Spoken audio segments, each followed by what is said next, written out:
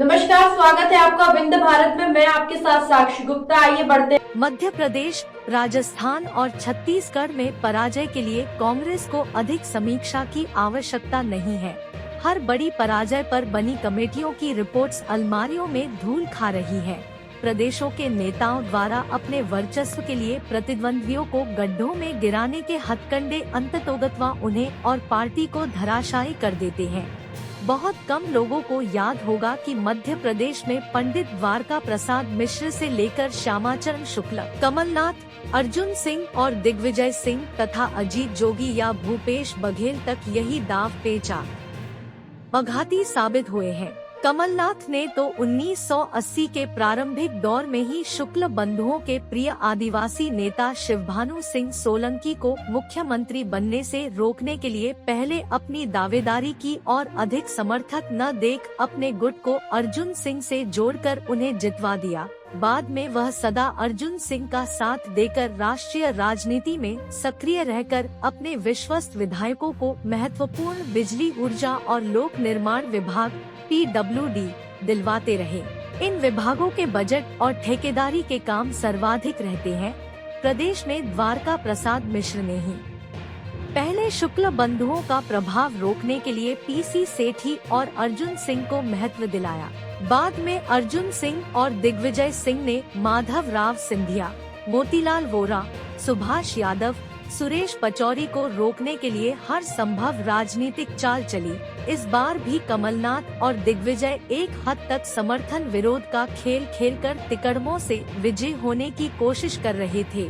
इसलिए इस जोड़ी और राहुल गांधी के अहंकार तथा जमीनी संगठन के अभाव से चुनाव में भारी पराजय हुई। पराजय के बाद EVM वोटिंग मशीन में गड़बड़ी और उसे उत्तरदायी बताना हास्यास्पद और मूर्खतापूर्ण समझा जा रहा है, क्योंकि हाल ही में कर्नाटक, हिमाचल प्रदेश और अब तेलंगाना में कांग्रेस उन्हीं मशीनों से विजयी होकर जय जयकार कर रही है। यदि गड़बड़ी संभव थी, भाजपा अध्यक्ष JP नड्डा के गृह राज्य अथवा येदियुरप्पा, बोम्मई और के चंद्रशेखर राव अपनी सरकारों और पार्टियों को नहीं जिता लेंगे। प्रधानमंत्री नरेंद्र मोदी और उनकी भारतीय जनता पार्टी ने नेतृत्व, नीतियों, कार्यक्रमों, क्रियान्वयन और संगठन पर निरंतर ध्यान देकर लोकसभा अथवा प्रदेश विधानसभा चुनावों में सफलता पाई है। ऐसा नहीं कि प्रदेशों के भाजपा नेताओं में प्रतिद्वंद्विता नहीं है, लेकिन वह बहुत अधिक नियंत्रित है। जनता पार्टी के समय भी जनसंघ घटक के मुख्यमंत्री कैलाश जोशी, सुंदरलाल पटवा और वीरेंद्र कुमार सखलेचा के बीच मुख्यमंत्री पद के लिए टकराव हुए, लेकिन कुशाभाऊ ठाकरे जैसे संघ से आए अध्यक्ष ने सबको संतुलित रख पार्टी और सरकार को बचाए रखा। जब सखलेचा और अनेक वर्ष बाद उमा भारती ने विद्रोह किया और अलग पार्टी भी बनाई, लेकिन विधायकों या चुनाव में जनता का समर्थन नहीं पा सके। इसी तरह राजस्थान में भैरों सिंह शेखावत से असंतुष्ट भाजपा नेता बड़ा विद्रोह नहीं कर सके। वसुंधरा राजे को शेखावत और अटल बिहारी वाजपेयी ने केंद्र में मंत्री और फिर मुख्यमंत्री बनवाया। वे अपने बल पर कोई सफलता नहीं पा सकती हैं।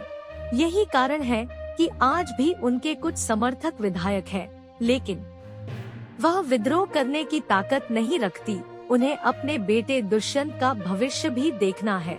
मध्य प्रदेश में कमलनाथ और दिग्विजय सिंह पराजय के बावजूद अपने बेटों का राजनीतिक भविष्य बनाने के लिए किसी भी तरह मैदान में जमे हुए हैं। अर्जुन सिंह के पुत्र अजय सिंह और सुभाष यादव के पुत्र अरुण यादव को तो उन्होंने बुरी तरह पीछे धकेल दिया है। जिस तरह छत्तीसगढ़ में भूपेश बघेल ने अपने पूर्व शीर्ष नेता मोतीलाल वोरा के बेटे अरुण वोरा, अजीत जोगी के बेटे अमित जोगी ही नहीं, पार्टी के प्रमुख प्रतिद्वंद्वी TS सिंहदेव को निरंतर पीछे धकेला है। कांग्रेस की सबसे बड़ी गलती यह भी रही कि उसने आदिवासी नेताओं को नेतृत्व का अवसर ही नहीं दिया। छत्तीसगढ़ तो आदिवासी बहुल इलाका है। संयुक्त मध्य प्रदेश में अरविंद नेता, दिलीप सिंह भूरिया, कांतिलाल भूरिया जैसे आदिवासी नेताओं का उपयोग किया, लेकिन कभी सत्ता नहीं सौंपी।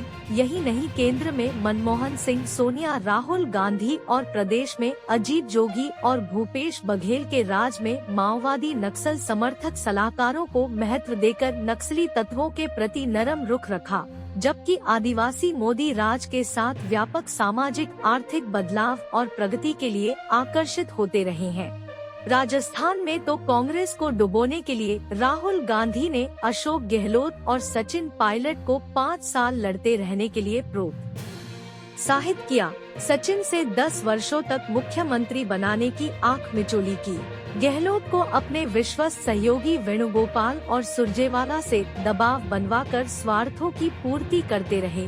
गहलोत इंदिरा युग से संगठन पर मजबूत पकड़ बनाते रहे, लेकिन तीसरी बार मुख्यमंत्री बनने के बाद ऊपरी और विधायकों के दबाव तथा पुत्र वैभव के राजनीतिक भविष्य के भंवर जाल में फंस गए।